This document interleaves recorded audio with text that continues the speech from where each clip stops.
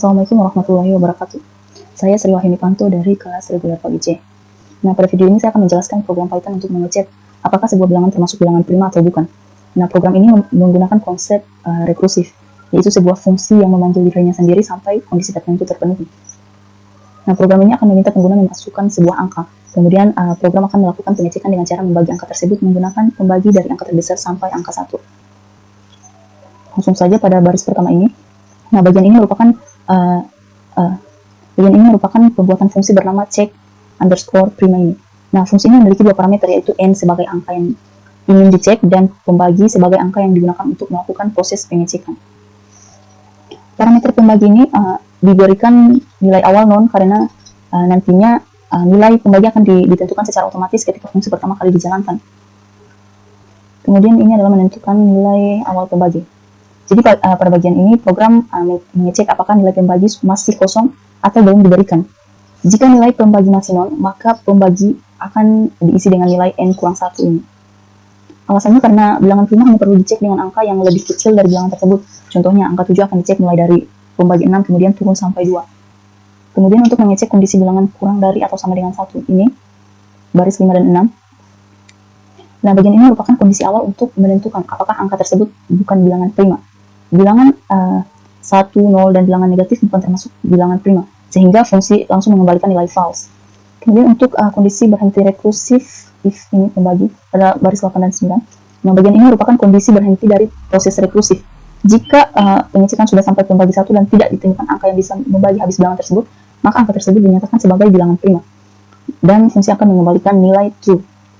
Kemudian untuk proses mengecek apakah bilangan bisa dibagi, ini if n pada baris 11 dan 12. Nah, pada bagian ini program menggunakan operator modulus persen untuk mencari sisa hasil pembagian. Jika hasilnya sama dengan 0, berarti angka tersebut habis dibagi oleh pembagi lain selain 1 dan dirinya sendiri. Karena bilangan prima hanya memiliki dua faktor, yaitu 1 dan dirinya sendiri, maka angka tersebut dinyatakan bukan bilangan prima. Kemudian untuk pemanggilan rekursif ini, pada baris ke-14, return check prima ini, jika angka belum terbukti bukan prima, maka fungsi akan memanggil dirinya sendiri. Nilai pembagi akan dikurang 1 dan proses pengecekan dilakukan kembali. Nah, proses ini akan terus berjalan sampai menemukan angka pembagi atau sampai pembagi bernilai 1.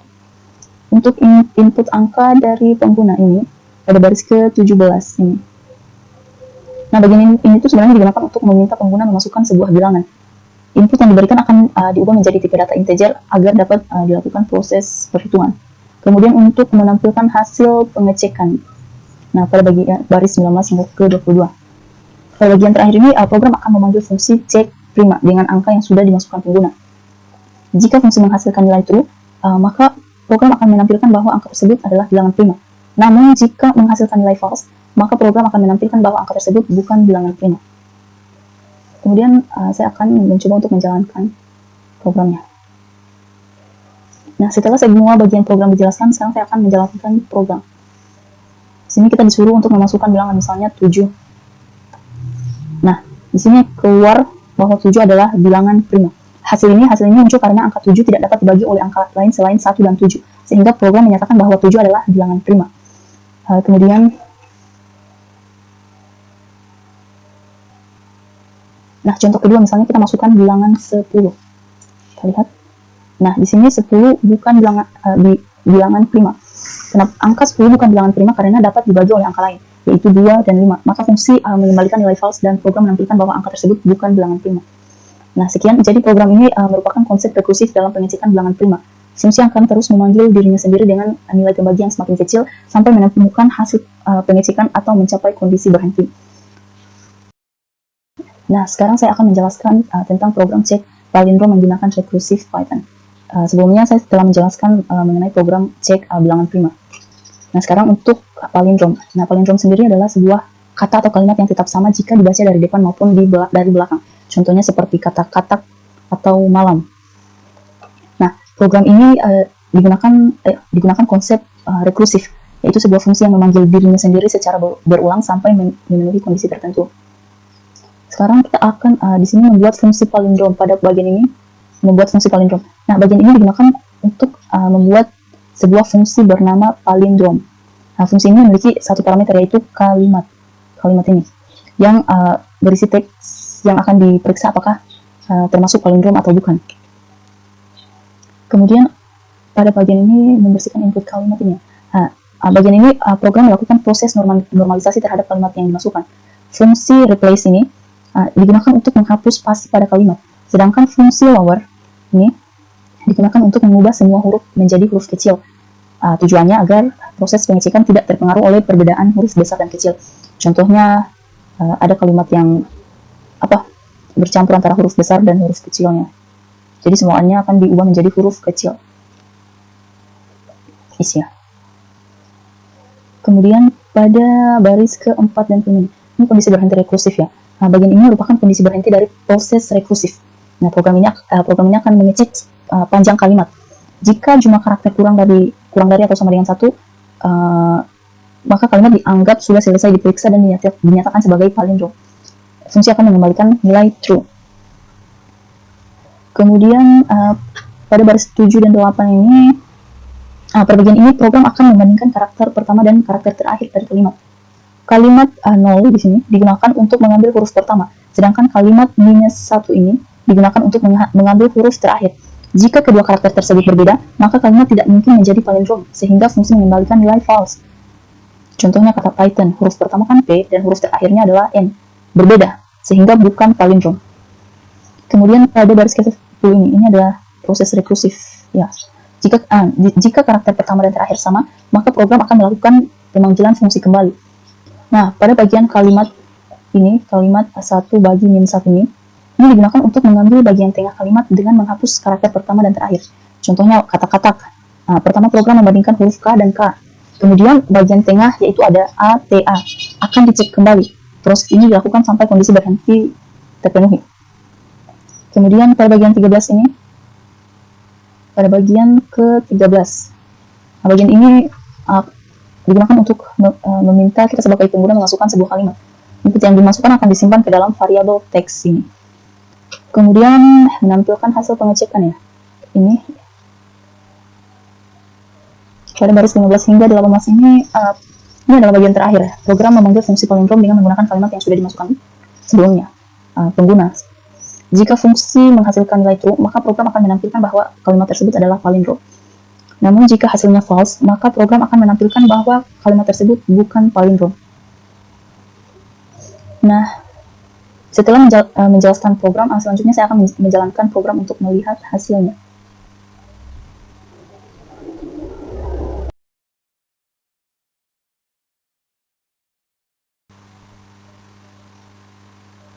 Nah, di sini kita diminta untuk memasukkan kalimat. Misalnya, kita masukkan kalimat kasur, misalnya kasur rusak. Nah, jadi di sini kalimat tersebut adalah palindrom. Hasil ini muncul karena setelah spasi dihapus dan huruf diubah menjadi kecil, kalimat menjadi kasur rusak atau hurufnya menjadi huruf kecil semua. Di sini kan ada huruf K besar sama R besar. Jadi ini akan dirubah menjadi huruf kecil semua. Jika dibaca dari depan maupun belakang, hasilnya tetap sama, sehingga program menyatakan kalimat tersebut adalah palindrom. Ini jika dibaca dari belakang adalah kasur rusak. Begitupun sebaliknya. Kemudian untuk contoh kedua, kita masukkan misalnya kata kalimat komputer. Nah, di sini muncul kalimat tersebut bukan palindrom. Kalimat tersebut bukan palindrom karena huruf pertama dan terakhir berbeda, sehingga fungsi mengembalikan nilai false. Nah, jadi program ini menggunakan konsep rekursif untuk mengecek palindrom dengan cara membandingkan karakter pertama dan terakhir. Kemudian mengulang pengecekan pada bagian tengah kalimat sampai mendapatkan hasil akhir. Nah, selanjutnya yang ketiga ini saya akan menjelaskan tentang program jumlah deret ganjil menggunakan rekursif Python. Jadi masih sama, program ini juga menggunakan konsep rekursif, yaitu sebuah fungsi yang memanggil dirinya sendiri secara berulang sampai mencapai kondisi berhenti. Tujuan dari program ini adalah mencari hasil penjumlahan bilangan ganjil mulai dari nilai yang diberikan sampai angka ganjil terkecil yang masih dihitung. Nah, pada baris pertama ini membuat fungsi jumlah ganjil. Bagian ini digunakan untuk membuat fungsi bernama jumlah underscore ganjil ini. Nah, fungsi ini memiliki satu parameter yaitu n, yang digunakan sebagai nilai awal untuk menghitung jumlah deret bilangan ganjil. Kemudian ada if n ini, baris 2 dan 3. Bagian ini merupakan kondisi penghentian dari proses rekursif. Jika nilai n sudah kurang dari atau sama dengan 0, maka fungsi akan berhenti dan mengembalikan nilai 0. Artinya, jika sudah tidak ada lagi bilangan ganjil yang dapat dijumlahkan, maka proses rekursif akan selesai. Kemudian pada baris 5 dan 6 ini, if and ini, pada bagian ini digunakan untuk mengecek apakah angka diberikan adalah bilangan genap. Program menggunakan operator modulus pembagian bagi persen untuk melihat sisa hasil pembagian. Jika hasilnya 0, berarti angka tersebut adalah bilangan genap. Karena program hanya menghitung bilangan ganjil, maka nilai n dikurangi 1 agar berubah menjadi bilangan ganjil. Contohnya, jika pengguna memasukkan angka 10, maka program akan mengubahnya menjadi 9. Kemudian ada return n plus jumlah ganjil pada bagian 8. Ini merupakan proses utama dari program. Program akan menjumlahkan n dengan hasil pemanggilan fungsi jumlah ganjil ini, jumlah ganjil berikutnya. Jadi, program akan menjumlahkan nilai n dengan hasil pemanggilan fungsi jumlah ganjil berikutnya. Nilai n dikurangi 2 karena deret bilangan ganjil memiliki selisih 2. Contohnya, jika nilai awal 9, maka prosesnya adalah 9 tambah 7, tambah 5, tambah 3, kemudian tambah 1. Nah, setiap pemanggilan fungsi akan mengurangi nilai sebesar 2, sampai mencapai kondisi berhenti. Kemudian, input dari pengguna akan berubah menjadi tipe data integer, menggunakan int ini, agar dapat digunakan dalam operasi perhitungan. Kemudian, pada baris ke-13 ini, bagian terakhir ini, program memanggil fungsi jumlah ganjil dengan nilai yang sudah dimasukkan pengguna atau kita sebagai pengguna. Hasil dari proses rekursif kemudian ditampilkan menggunakan perintah print. Nah, di sini kita disuruh untuk memasukkan nilai n, misalnya nilai n-nya 10. Di sini keluar hasil jumlah deret ganjil sama dengan 25. Nah, prosesnya karena 10 merupakan bilangan genap, maka program mengubahnya menjadi 9. Setelah itu program menghitung 9 tambah 7 tambah 5 tambah 3 tambah 1. Jadi hasilnya adalah 25. Jadi hasil ini diperoleh dari penjumlahan semua bilangan ganjil yang terdapat dari angka 10 sampai 1. Nah, contoh kedua, misalnya kita masukkan nilai 7. Nah, ini adalah hasilnya jumlah deret ganjil sama dengan 16. Nah, prosesnya itu program langsung menghitung 7 ditambah 5 tambah 3 tambah 1. Dan hasilnya adalah jumlah deret ganjil sama dengan 16. Tuh. Nah, kesimpulannya program ini menggunakan fungsi rekursif untuk menghitung jumlah deret bilangan ganjil. Fungsi akan terus memanggil dirinya sendiri dengan nilai yang berkurang 2 sampai mencapai kondisi berhenti, kemudian menghasilkan total jumlah deret ganjil. Selanjutnya pada yang keempat ini saya akan menjelaskan program jumlah digit menggunakan recursive Python.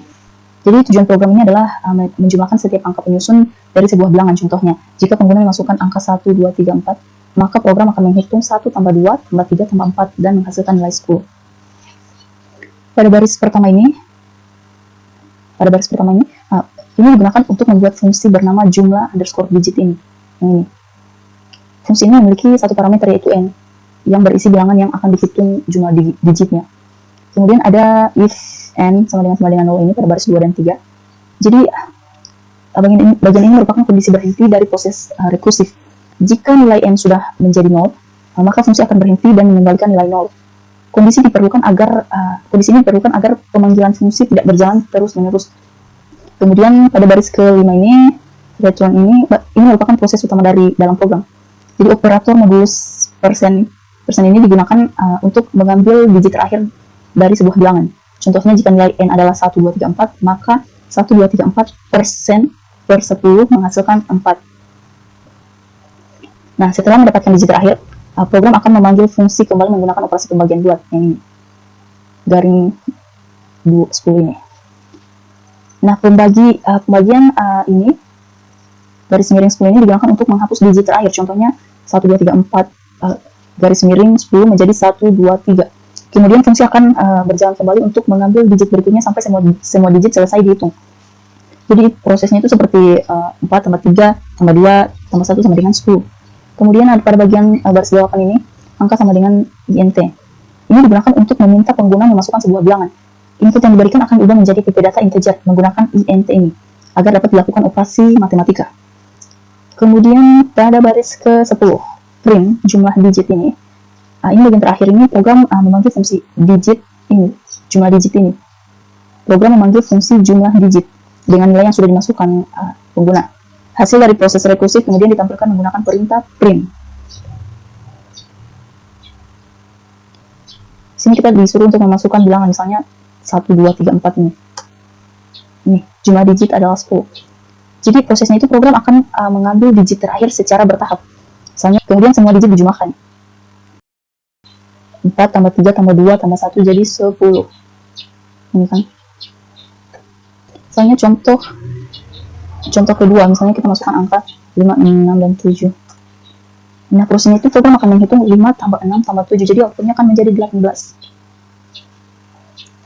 Jadi program ini menggunakan konsep rekursif untuk menghitung jumlah digit sebuah bilangan. Fungsi akan mengambil digit terakhir, kemudian menghapus digit tersebut dan memanggil dirinya sendiri sampai semua digit selesai diproses. Kemudian selanjutnya saya akan menjelaskan mengenai program kombinasi menggunakan recursive Python. Jadi kombinasi adalah cara menghitung banyaknya kemungkinan pemilihan beberapa objek dari sejumlah objek tanpa memperhatikan urutannya. Contohnya memilih 2 orang dari 5 orang. Urutan pemilihan tidak diperhatikan, sehingga menggunakan konsep kombinasi. Nah, program ini menggunakan metode rekursif, yaitu fungsi yang memanggil dirinya sendiri sampai mencapai kondisi tertentu. Nah, pada baris pertama, di faktorial n ini, bagian ini membuat fungsi bernama faktorial. Fungsi ini digunakan untuk menghitung nilai faktorial dari sebuah angka. Faktorial digunakan dalam rumus kombinasi. Kemudian pada baris ke-2 ini, 2 dan 3 ini, bagian ini merupakan kondisi tertentu dari proses rekursif pada faktorial. Jika nilai n sudah mencapai 0, maka fungsi akan mengembalikan nilai 1. Hal ini sesuai dengan aturan matematika bahwa 0 faktorial sama dengan 1. Kemudian pada baris ke-5, return n ini, bagian ini melakukan proses perhitungan faktorial secara rekursif. Nah, nilai n akan dikalikan dengan hasil pemanggilan fungsi faktorial dengan nilai yang lebih kecil, yaitu n min 1 ini. Contohnya 5 faktorial sama dengan 5 kali 4 kali 3 kali 2 kali 1. Nah, program akan terus memanggil dirinya sendiri sampai nilai n menjadi 0. Kemudian ada pada bagian ini, def kombinasi n, r ini. Nah, bagian ini membuat fungsi bernama kombinasi. Ini fungsi ini memiliki 2 parameter, yaitu n dan r. N menunjukkan jumlah keseluruhan objek, sedangkan untuk R menunjukkan sejumlah objek yang dipilih. Nah, fungsi ini digunakan untuk menghitung nilai kombinasi menggunakan konsep rekursif. Kemudian pada baris 9 dan 10 ini, if R sama dengan 0, or R sama dengan N, return 1. Nah, bagian ini merupakan kondisi berhenti pada fungsi kombinasi. Jika nilai R sama dengan 0 atau sama dengan N, maka hasil kombinasi adalah 1. Contohnya, memilih 0 benda dari beberapa benda, hasilnya tetap 1 kemungkinan. Nah, begitu juga memilih semua benda dari jumlah benda yang tersedia. Kemudian pada baris ke-12 ini, return kombinasi ini. Nah, bagian ini tuh merupakan inti dari perhitungan kombinasi menggunakan rekursif. Jadi program menggunakan aturan.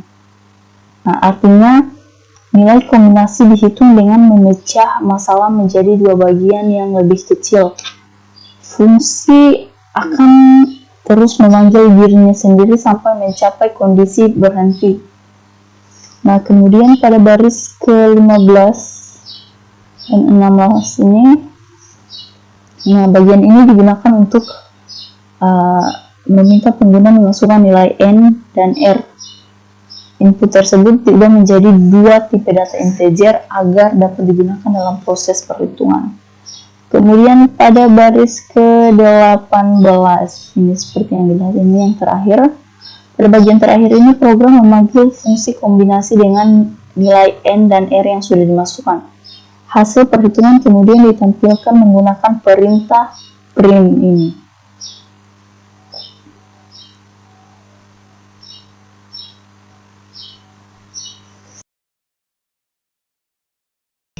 Nah, selanjutnya saya akan menjalankan program untuk melihat hasilnya. Nah, di sini kita disuruh untuk memasukkan nilai n, misalnya 5. Kemudian nilai r-nya misalnya 2. Nah, nilai kombinasinya sama dengan 10. Jadi program akan menghitung kombinasi 5 pilih 2. Secara matematika ya. Nah, prosesnya itu program akan menghitung kombinasi 5 pilih 2. Jadi secara matematika 5C2 itu sama dengan 5 faktorial per 2 faktorial kali 3 faktorial. Jadi dia sama dengan 120 per 2 kali 6 sama dengan 10 pangkat 0. Jadi nilai kombinasinya ini sama dengan 10. Hasil ini berarti terdapat 10 kemungkinan cara memilih 2 objek dari 5 objek yang tersedia. Nah, jadi program ini menggunakan konsep rekursif untuk menghitung kombinasi. Fungsi akan memecah perhitungan menjadi bagian yang lebih kecil sampai mencapai kondisi berhenti, kemudian menghasilkan nilai kombinasi akhir. Sekian penjelasan dari saya mengenai materi rekursif. Wassalamualaikum warahmatullahi wabarakatuh.